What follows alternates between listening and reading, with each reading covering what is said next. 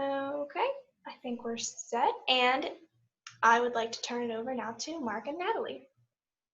All right, thanks, Leighton. So yes, as Leighton said, if you have questions during the time period, feel free to put those in the chat. Since we do have a smaller group here today, we will definitely have some space where we're going to open it up for some questions and discussion. So definitely looking forward to hearing your thoughts throughout the presentation. So as Leighton said, this is definitely a new topic. I think when we signed up to do this Lunch and Learn, it was February or March time period. So COVID-19 was something we might have been aware of, but not really, a big thing on everyone's mind as it is now. So a lot's changed since then.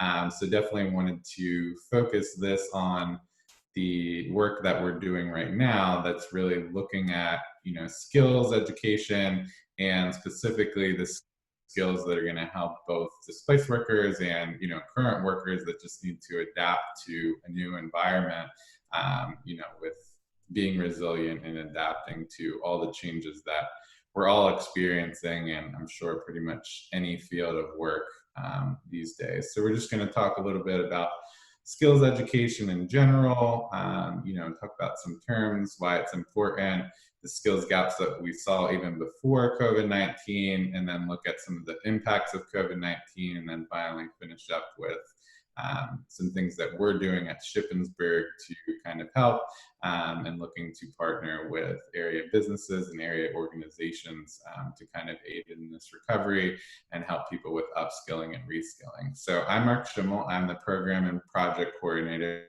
for professional continuing and distance education at Shippensburg. And we also have Natalie, Toma, who is the coordinator for workforce and continuing education.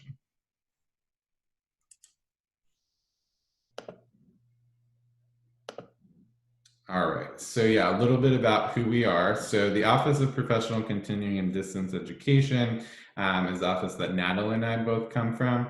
We also have the Career Mentoring and Professional Development Center, which is our career center on campus.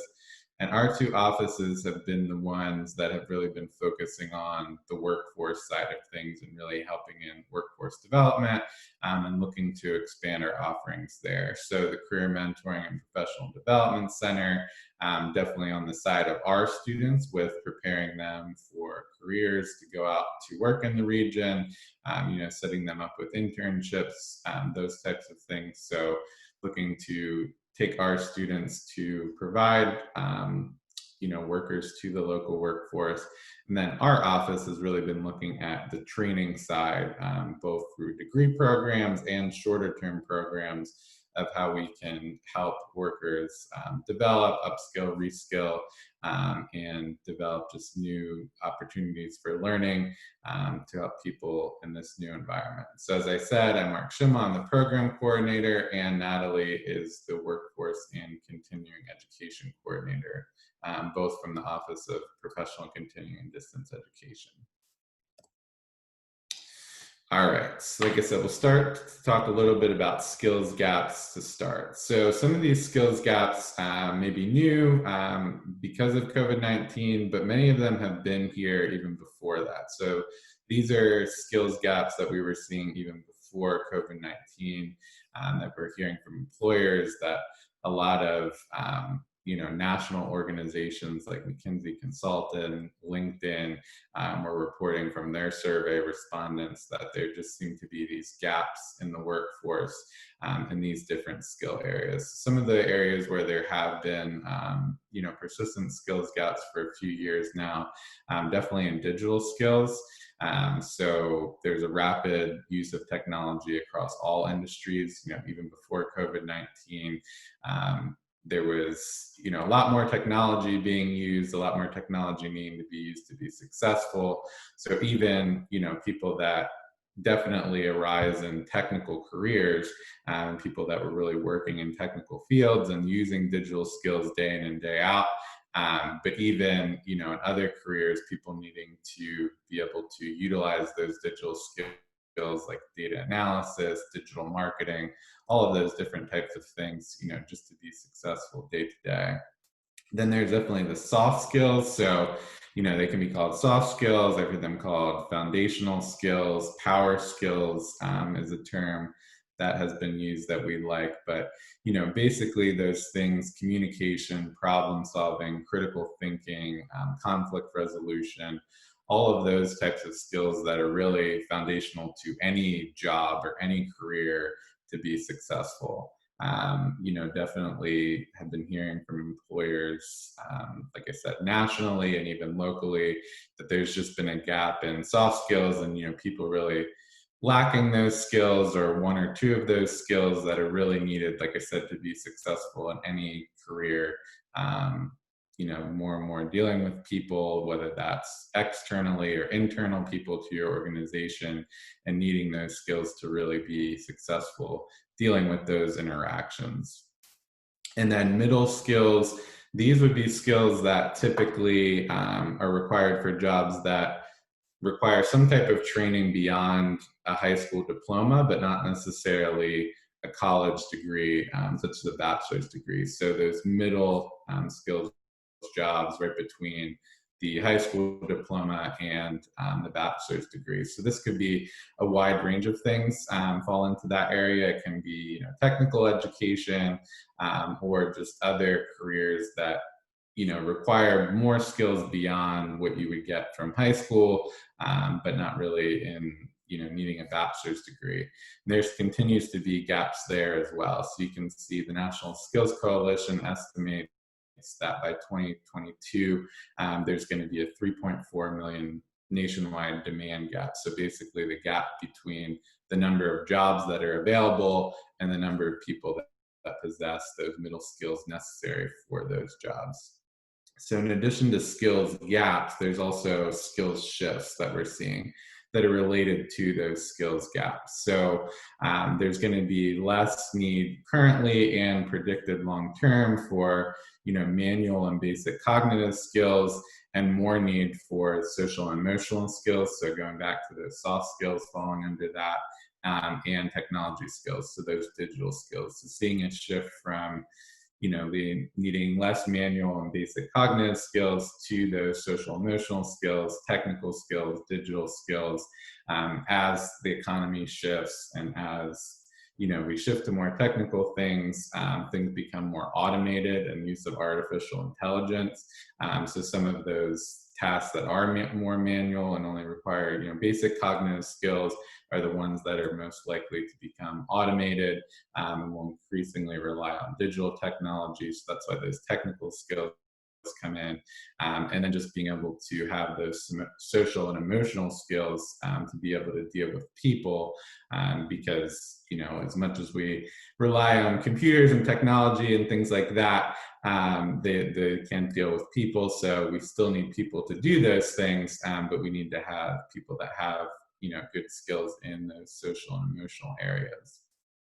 So we hear a lot about automation and how that's going to shift the economy and shift things, and a lot of times think that will mean that there's less workers because jobs are just becoming automated.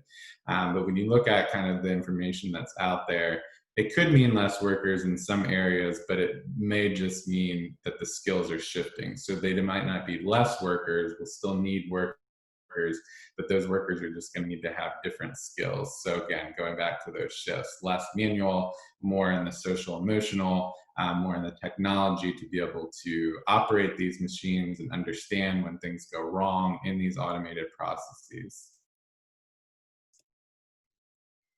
And again, those were skill gaps and skill shifts that we were seeing even before COVID-19. So we'll get into a little bit more about how COVID-19 has specifically impacted some of those areas as well.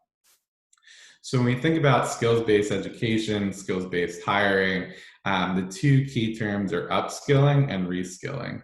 And we'll utilize those throughout this presentation. So just to go over what those are, upskilling is basically learning additional skills to advance in your current occupation or current job role. So taking on, staying in the same career, similar occupation, but just learning more skills within that occupation. So for instance, you know, you've been in marketing, you're working in marketing, but don't have necessarily the digital marketing skills that are becoming, you know, very important and very prevalent. Learning those digital marketing skills like search engine optimization, those types of things, to still be successful in marketing where you're at. Within upskilling, there's a growing need for that upskilling in place. So sometimes we think of upskilling as you're getting new skills to get a promotion or move on, advance your career, and things like that. That definitely is a form of upskilling, and is definitely an important reason that people would want to upskill or learn those additional skills.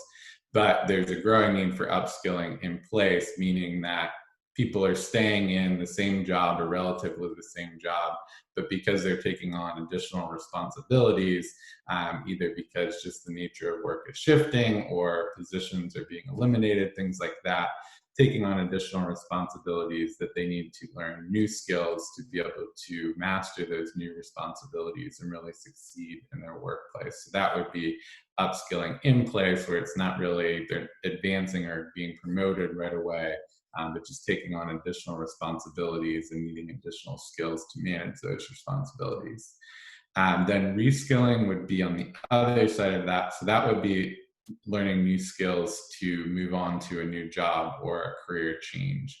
So someone that is, you know, working in one job, learning completely different skills to be able to move into another job. So for instance, someone that may have been impacted by COVID-19 and kind of the job loss or job shifts, learning completely new skills to be able to move into a new form of work, or just someone looking for a career change in general. So skills-based hiring has definitely become very prevalent and definitely in the news. Most recently, the federal government launched a new skills-based hiring initiative where they're trying to look less at the education, like degrees and things like that, and actually the skills that people have.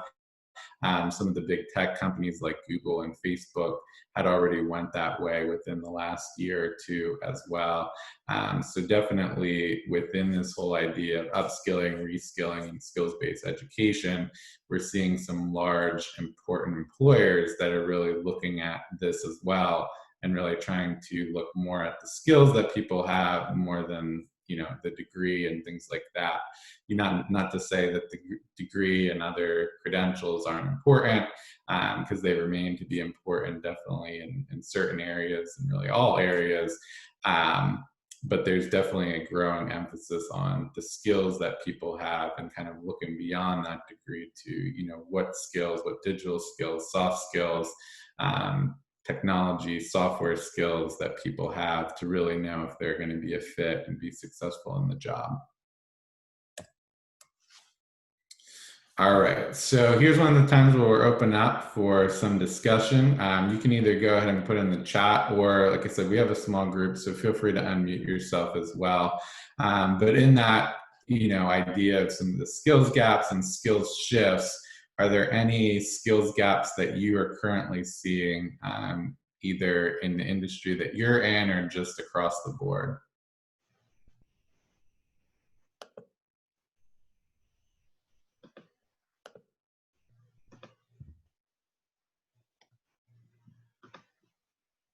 Anyone here have any examples? I know, you know, a lot of times we're hearing in, you know, our conversations with employers, and I was just last week in the education summit, and they were saying that they have been hearing from employers about those soft skills gaps. So I know that that's one that, you know, definitely a lot of people talk about and a lot of people recognize. Any others or any specific examples within this?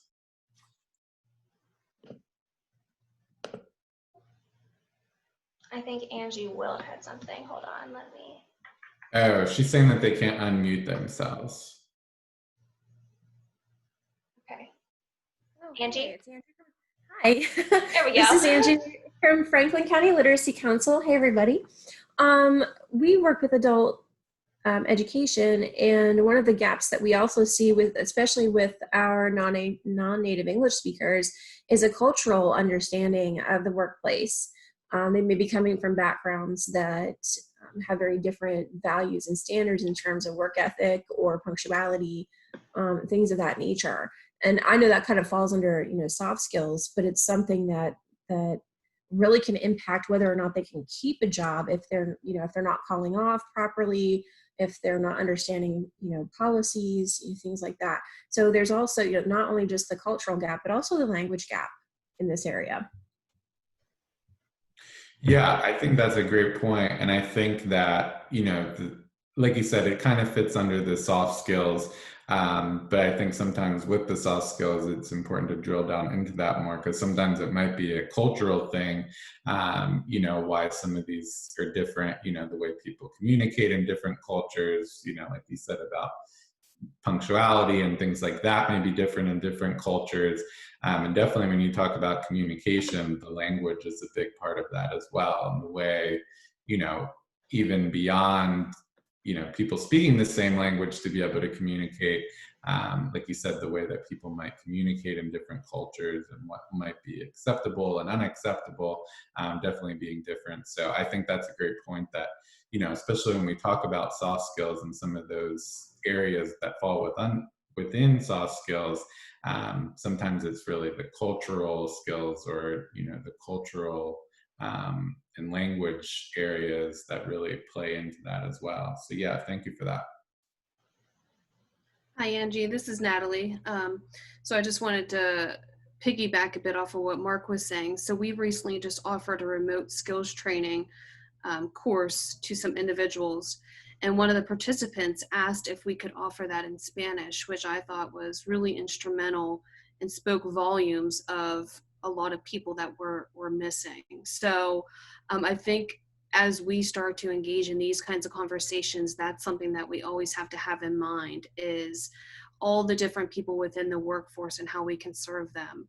And I know within our department of PCDE, that's something that we can look into as well, offering in the future, is perhaps some sort of training or some skills assessments or something in that respect for non-English speakers, so we can make sure that we're creating an even playing field for all of the workforce. So thank you so much for that comment.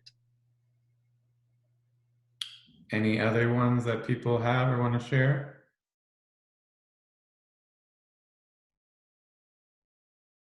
All right, well, feel free to continue to put anything in the chat. I'm going to move on to the next slide. And thank you again, Angie.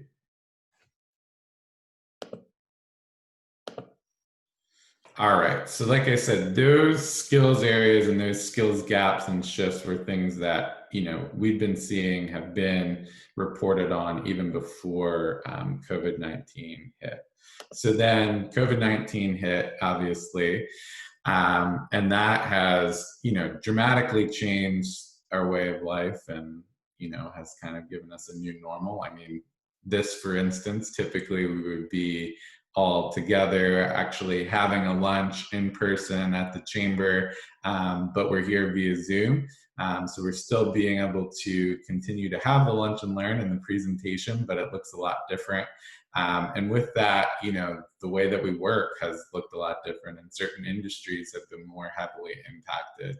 So what we're seeing definitely is a lot of these shifts are exacerbating those skills gaps and speeding up the shifts. So like when we talked about needing, digital skills and digital technology, that becomes even more important when either, you're working remotely or your business now can't really operate in person or can't fully operate in person because, in-person interactions are either, being banned or limited at this time.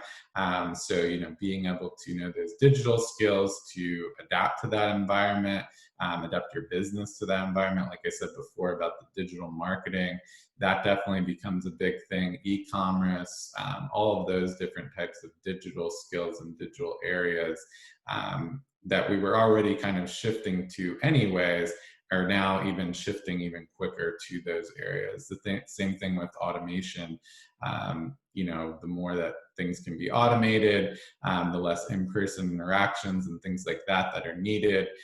So with in-person interactions being limited, we're seeing those shifts happening as well. So with that being said, additional education, is likely needed for recovery. And now, in order to respond quickly, because this is a rapidly changing environment, the education, when we think of traditionally like getting a bachelor's degree or even an associate's degree, those are things that if you're just starting out, or even a master's degree, can take 2 to 4 years. So that additional education that's needed also needs to be typically something that is quicker than that to help people respond quickly to that environment, whether they're in their current job and just need to learn new skills to adapt to a new environment in their current job, or whether they have lost their job and need to quickly get new skills to find a new job. So the Strata Education Network is some data that we've been looking at a lot.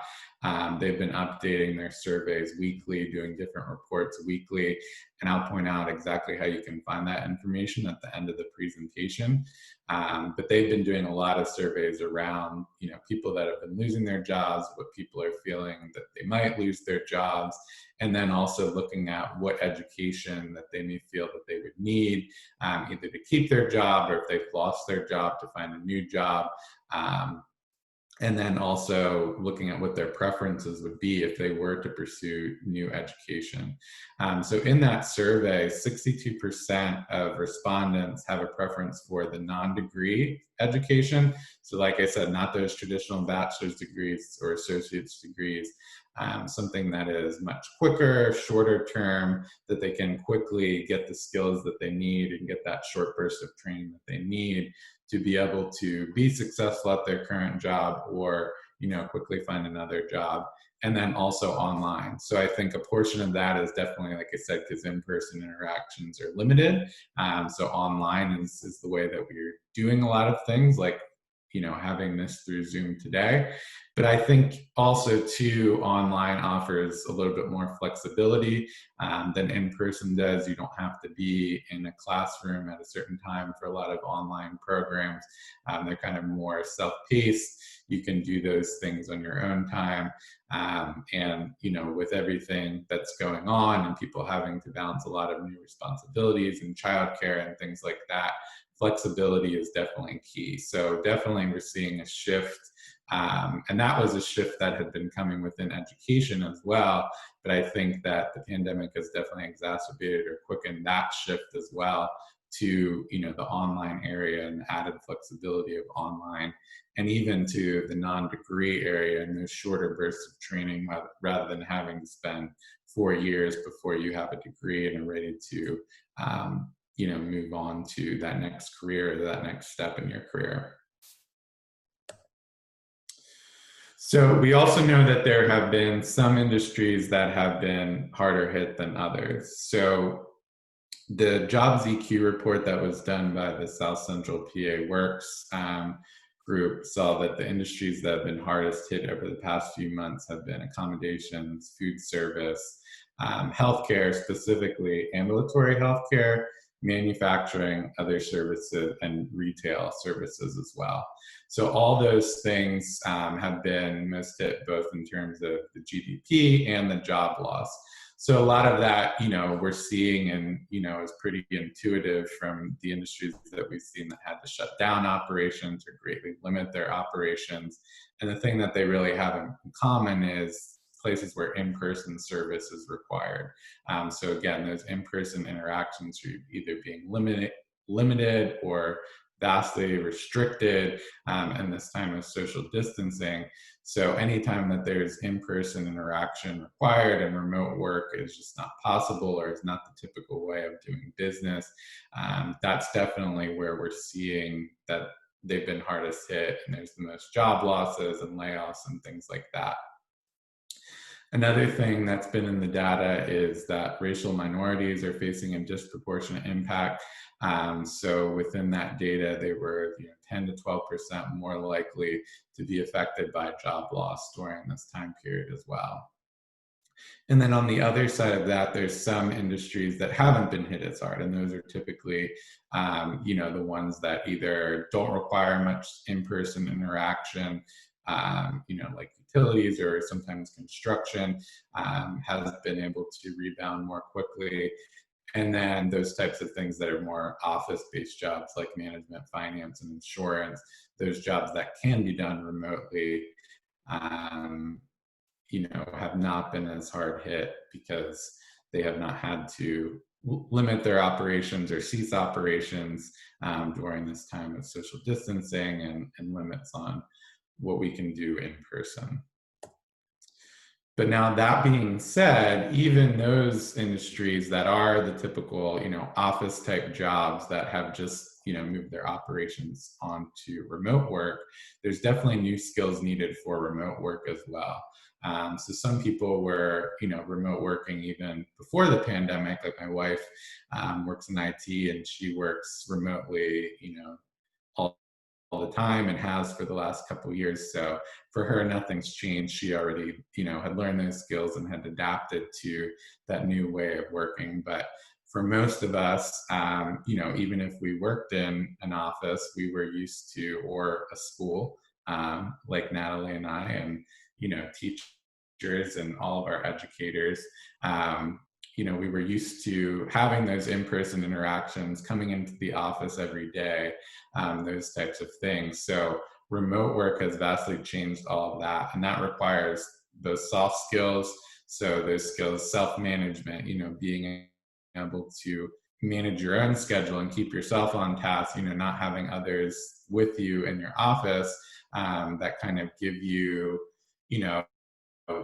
everyone's coming into the office at the same time, starting at the same time, finishing at the same time, going to breaks at the same time. With remote working, we have a little bit more control of our schedule, but that also means, there can be more distractions and it can be harder for some people to stay on task and keep a schedule. I think on the other side of that, there's definitely, more likelihood to just continue working, and, you lose track of time period and forget to take a lunch or forget to, it's 5 o'clock and, it's time to log off for the day and things like that, which that can have its own, negative effects as well. So, those things like self-management, again, time management, breaking up your day, limiting those distractions, and also, keeping your schedule and not, just working 24/7 because you can always be online. And then organization, we've had to find places to work within our house. Some people do have offices. Some people have had to create office spaces, and just keeping things organized when you don't have a desk or a traditional office space. And just keeping, like I said, your day organized, breaking up between, that work-life balance, all of those types of things that would fall under soft skills. And then the digital skills that we're all using, like we're on Zoom today.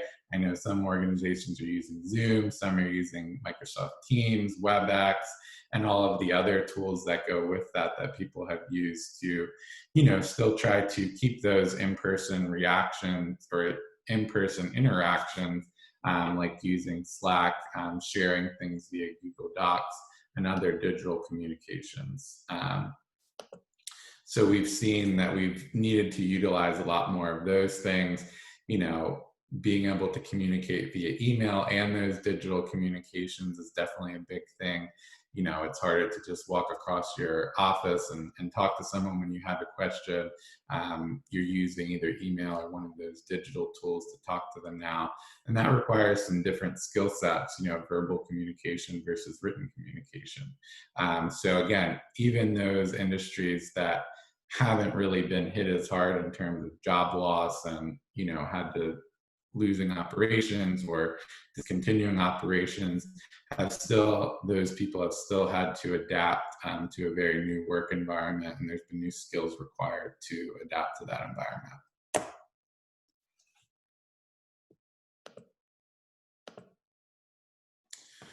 So with the job loss and, those people who have had to learn new skills, there are definitely potential opportunities for both job seekers and people within their current jobs that are looking to adapt and upskill. So I'm going to turn it over to Natalie to talk about some of those opportunities and how people could use upskilling and reskilling, to adapt to the new economy. Great, thanks, Mark. So I'm going to cover the next few slides, and we're going to go through it fairly quickly because I want to make sure we have some time to open up for questions at the end if need be. So as Mark mentioned, this presentation I think comes at a very important part of all of our lives. We have all been living COVID, and we all know what it is. We've all had to adapt our workplace, our work-life balance. So the landscape of education and the workforce in general is changing. And we're having to become extremely creative in how we really navigate through each day and different opportunities. And with that comes reskilling opportunities. So 35% of respondents said that they would change their field of work according to Strata Education Network survey. And that's a big chunk of folks that are really looking to reskill. So what that means is perhaps they already have skills acquired, and they're just looking to take those soft skills already acquired into a new profession. So there's a lot of cross training that's happening. There's a lot of offices that are having to condense employees, really rewrite job descriptions so that reskilling could be part of that. The other piece here is the upskilling, and that is people that are looking for opportunities of growth. One of the biggest things that we are seeing is management roles. So we have offered training in respect to learning new skills in the management sector. Also developing new digital skills for new working environments. So as Mark mentioned in some of the other slides there, this can be somewhat of a challenge for some employees that they may not have been extremely tech savvy. So as an employer, really learning out a base as to where your employees are, I think is a good way to approach this as far as upskilling and helping them really obtain the necessary skills to further their growth in the industry. And equal interest in both routes from job seekers according to the Strata Education Network survey. Go ahead, Mark, and go to the next slide.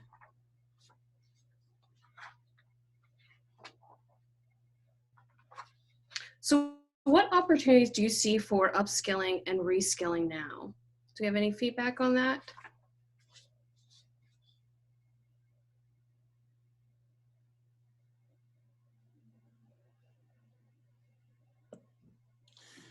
So I'll just give one example, that I can think of and, that I've heard of too is, like I said, there's people that have a lot of in-person interactions that work in service industries are sometimes the ones that are being hit the hardest and, seeing the most job loss just because those businesses are, either having to discontinue operations or cease operations in general, just having less business. So those people though have a lot of soft skills. So we talk about soft skills gaps. I mean, people that work in food service and hospitality and are constantly interacting with people every day are those that probably have some of the best communication skills and some of those other, conflict resolution, those types of soft skills that we talk about where there's gaps. So seeing opportunities for those people that, may have lost a job in the service industry, but have a lot of those great soft skills. They just need to, maybe get the technical skills or the more job specific skills to move into a different job. But, having those soft skills allows them to be resilient and, move into another job with just a little bit more training in that specific job or that specific role. That's a great point, Mark. Yeah, I would also just chime in and say that a lot of those folks in the hospitality industry definitely come with all those skills at hand. And it goes back to that other slide that you were mentioning about really looking at soft skills versus degrees. So that would be something for employers to take in hand, is a lot of people that are in the hospitality field may not have a college education. So looking to see how those skills can transfer into the workplace, I think is going to be beneficial moving forward for individuals. Any other shares or any other comments on that?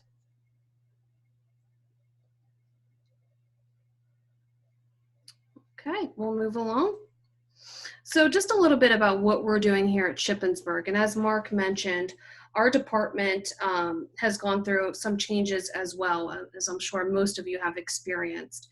And with those changes, we've really switched our focus more towards workforce and how we can help the South Central region, as well as reaching out to other footprints within Central Pennsylvania. And one of that is we have used gap analysis data. So that's really working with workforce and evaluating the regions to see where are the gaps, where are the jobs that need to be filled, and then taking that information and then coming back to our department and creating programs for employers or just even individuals themselves. So as we start to see these gaps, we can then create what the workforce is needing. So this is really exciting news and something that we're doing brand new within Shippensburg. And Mark and I are leading the efforts on that. So if you are in that situation that you see that there is a gap within a market or just the place where you're currently employed, please reach out to us. Let us know. We're willing to definitely create something that will help our workforce. And then the other thing here is mapping coursework to skills. So we use machine learning technology called Skillify. And Mark and I just actually sat through a presentation on this the other day, and it was extremely interesting to see how the programs that we have, we can then correlate to what that means in the workforce, in the workplace. So certain courses that we're teaching, you can actually see what that's going to equivalent to in a workforce setting, which is excellent for us because it's helping us make an educated decision on what to offer, that we're not just putting stuff out there just to put it out there. They're actually putting it out there so that our graduates, that our workforce can actually find employment. And then the other thing here is the skilled force training. And we did talk about this a little bit too. So this is really working with displaced workers, working with companies that are really looking to offer set skills for their employees that we can make sure that they can move forward in the workforce. Okay, go to the next slide. All right, so filling the skills gap. And so we've been talking about this. Mark have went over some of these definitions already. So the soft skills, so that's the emotional intelligence. That is, usually soft skills is something that is harder to teach individuals. It does take a little bit of time and skill to do that, but that would be your middle managers. And then we have the middle skills. So as Mark mentioned, early childhood education is a great middle skill. And there is a need for education sectors right now. And we do offer the apprenticeship program. And that's emerging leaders training too. So if you have folks that are in that middle skill set and they're really wanting to move up within the company, they're eager for opportunity, that would be your middle skills gap. Digital skills, remote work training. So as we all learn to navigate this new normal, if that's what we're calling it, really taking stock on where your employees fall within their digital skill sets. Do they need some more training on how to utilize computers? Just even taking it back to the basics. For a lot of folks, this is a whole new realm. Coming on Zoom, we have our own lives that are happening. Some of us have children, they're in the background. We have dogs, they're barking. I'm sure you can relate. I'm sure you've been on meetings where you've heard babies crying or, I have 2 kittens. So just want to put that out there. One of them might be crawling up on my leg. So really thinking about what our employees need as far as digital skills training, remote work training, and looking at what does remote work really look like. So we're peeling back the layers for that because this is really a new thing for all of us. Some of us have had some remote work training. We've have worked remotely from home before, but a lot of us haven't. So really just navigating through that. The other piece here is the high priority occupations. So Mark and I have worked really close with our workforce development boards in regards to, there's a list, it's called an HPO list, which is high priority occupations. And so it's based by counties. And then from those different counties, it tells you what the high priority occupations are. So we've been fortunate to work with that list then. And what we do is we create what's called eligible training provider list, which is ETPL. And that's through CareerLink. And basically what we have done is we've looked at the HPO occupations and then developed educational programs, or just had educational programs already in-house that we offer for the ETPL training. And it's a great opportunity. So if you know anybody that is in need of training, please reach out to your individual career links, and you can mention ETPL. They'll know what you're talking about. And basically is they can give you money to help you go back to school or to continue on with education that falls under one of those high priority occupations. For example, we have one that is accounting. We have our Masters of Business Administration program.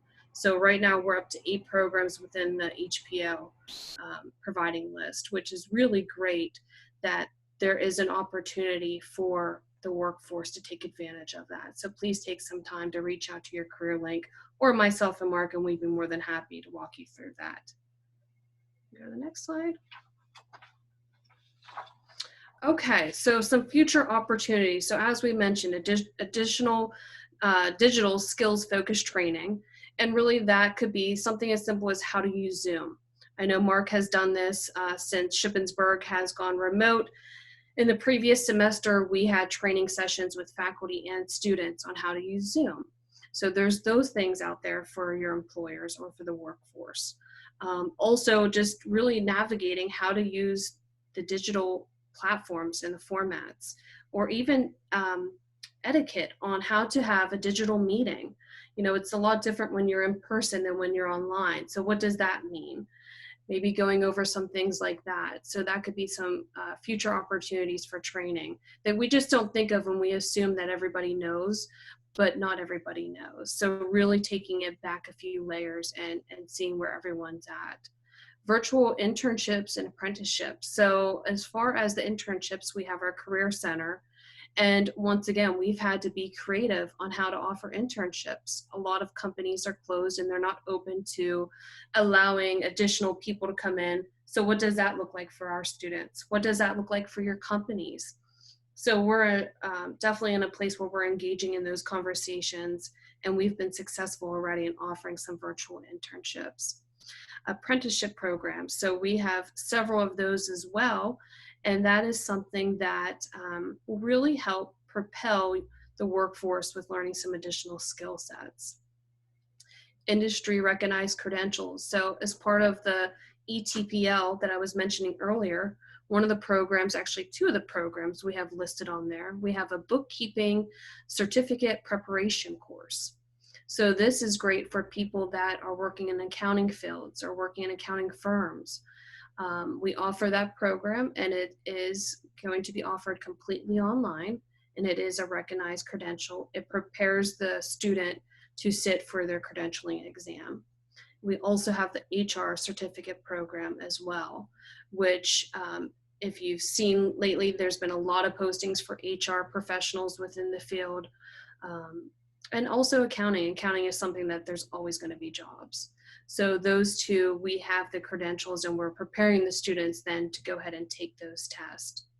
And then lastly, customized training. So this is something that we have really been doing a lot of, and we want to do more of in the future, is if you have something in mind, let's say you have some ideas about a training, Mark and I can sit down with you and we can map out what that would look like for your company.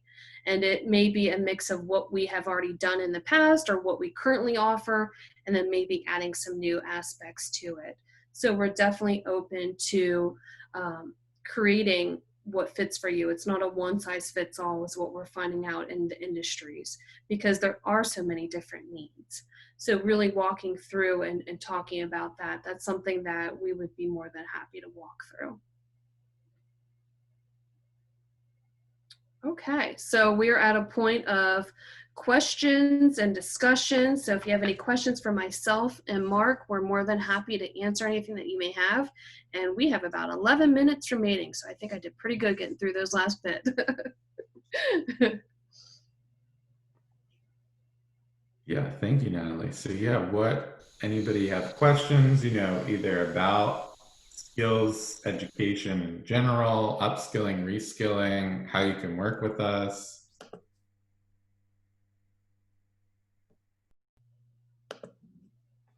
We'd be happy to answer.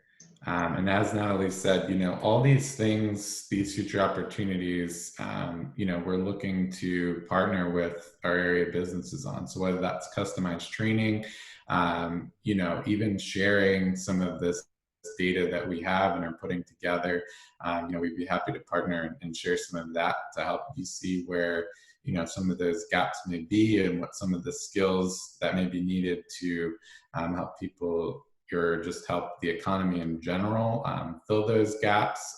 So thinking about, those workers that are displaced and, what skills that they might need to take them to that next job, or, within your current company, what skills might be needed for people within your current company to really take that next level or really help your company adapt to the new economy and the new environment that we're facing.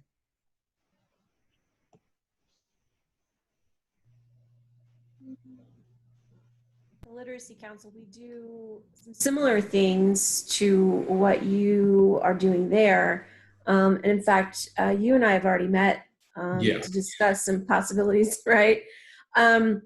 I guess my question would be, have you discovered any solutions for people who are have technological disparities, like they don't have access to it unless their children are in school, things like that? I mean, those are the types of people who really could benefit from these types of trainings and, skill sets, upskilling. I love that term.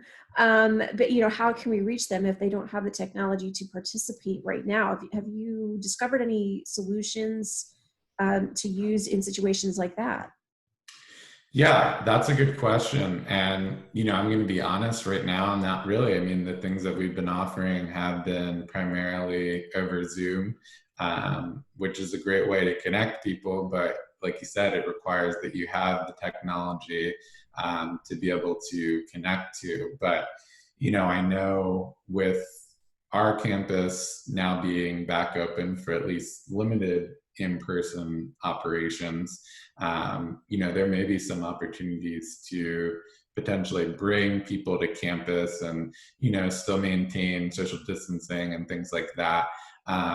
But, we have a lot of computer labs and things on camp, classrooms and things that we could bring people that way that may be able to bridge some of those gaps. So, it's less reliant on people having their own technology, but definitely good to look into some other potential possibilities as well, because I think that's a great point that, when we're trying to train people, like we've talked about on digital skills and some other skills, but I mean, digital and technical skills is a big one, but if you don't have access to the technology to begin with right now, it's difficult to even get in touch with those things. And even going back to, like Natalie was saying, what we're doing with the career link and the ETPL, I know that most of the career links are completely online right now. So to get in touch with those people, you need some level of technology and digital skills. So I think that's definitely something to consider and definitely something for us to look into to make sure that we aren't missing people in our outreach, for sure. Yeah, it would be great if, and thank you, Angie, for bringing that up. That really sparks some thought in my mind, maybe perhaps even applying for some sort of grant or foundation scholarship. If we are offering a training and people don't have access to computers, or even partnering maybe with Comcast or some of the online folks to figure out how we can offer this, just as we serve underrepresented students. What about underrepresented workforce? I don't think there's much conversation in regards to that, and there really needs to be. So, we can definitely take that back to our provost, because I think that's a phenomenal question that we overlook, and it's once again going back to creating that even playing field for everyone. Not everyone is at the same level or has the same access to everything. So really being aware of that is going to help us move the workforce forward. Right. Because even thinking about our own students, I mean, when we had to quickly move to online in the spring, not all of our students have access to laptops or computers at home, or have access to, adequate internet speed. So that was something that we had to assist them with, and did loan out laptops and hotspots and connect them with Comcast and, other companies that might be helping in those areas and things like that.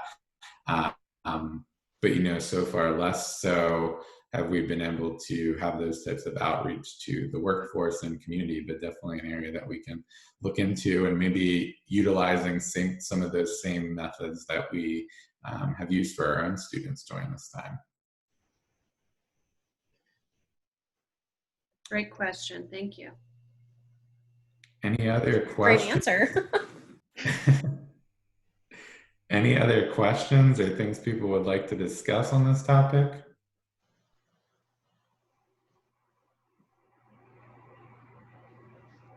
I'm just curious. I know probably the soft skills and the digital skills are very widely applicable. Like that's a macro trend that everyone kind of needs that right now. Have you noticed anything different on a micro level, like maybe in Franklin County specifically? Is it still just like the soft skills and the digital skills needed, or is there anything else you've noticed? Yeah, so we're most of the data we looked at so far is more nationally or regional based so far. We're still the gap analysis that Natalie had mentioned about. We're still finalizing everything, the report for that. So from that will be more specific to Franklin County and the areas surrounding Shippensburg, to be able to see what those specific skill gaps are here. So that's another great point that, we know these things nationally, we know some of these things anecdotally by talking to people, but we are definitely looking at, what is specific in our region and what might be different in our region than nationally. So that's some data that we're still finishing up compiling that we hope to have soon. So, like I said, when we're talking about partnering and working with other employers and organizations in the community, that would be something we would love to share and partner with and be able to offer. But yeah, so far right now, it is more on the macro level, so as far as what we've seen. But what I will say to that is too, that even when we talk about something like remote work, which we know is something that everybody needs right now, we did run kind of a pilot of a remote work training a couple of weeks ago. And even with that, we can see that people are at different levels with remote work. So, some people might have been working remotely even before this pandemic and, but still need some additional training with some new tools that they're now using, or just people that might have worked remotely like one day a week or something now need to be able to manage it when they're working remotely all the time.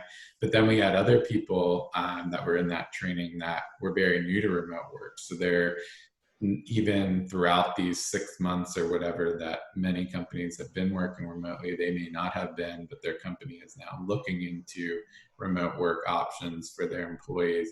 So they were brand new to it. So even within things like that, there's different levels and different needs.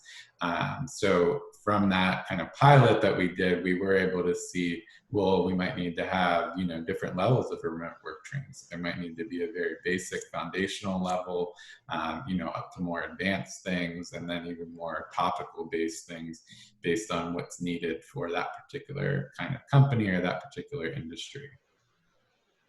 Yeah, and just to chime in there, the one thing that I noticed was when we did that pilot of the training was the variety of the different settings.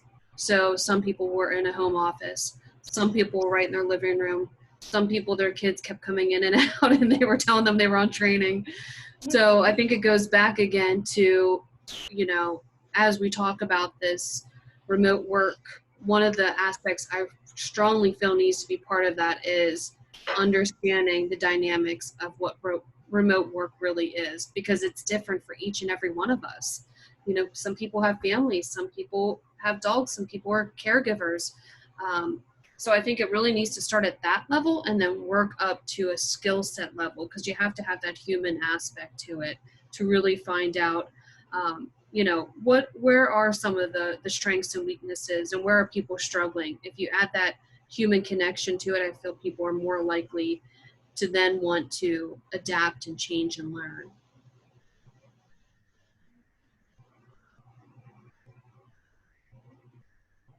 All right, so I think we have about 1 minute left. Do we have any other questions? Well, if you do, here is our information. So you have our general PCDE office at Shippensburg, Mark's information, my information as well. And then we have our Career Center, Lori Davis. So talking about the internships, virtual internships, she would be your contact. And everything else, you can reach out to Mark and myself. And we just really want to thank the Chamber for the opportunity to share this valuable information with each and every one of you. And we're excited as we move forward with our department and really connecting the bridge here between workforce and helping our communities. So thank you.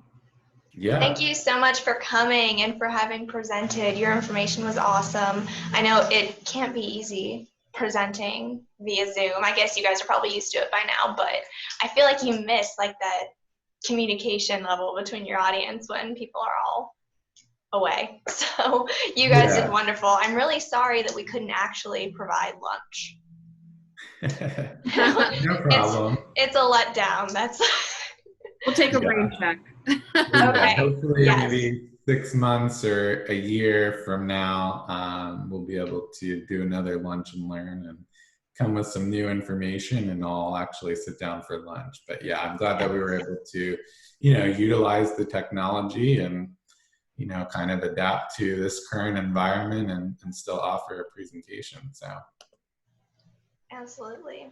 Well, thank you so much. Thank you everybody for joining us, and stay tuned for our next, okay, there we go. I'll say Mark's screen disappeared. Yes, stay tuned for the next Lunch and Learn, where we will hopefully actually have lunch. All right. Well, thank you all. Take care, everyone. Have a great day. Bye.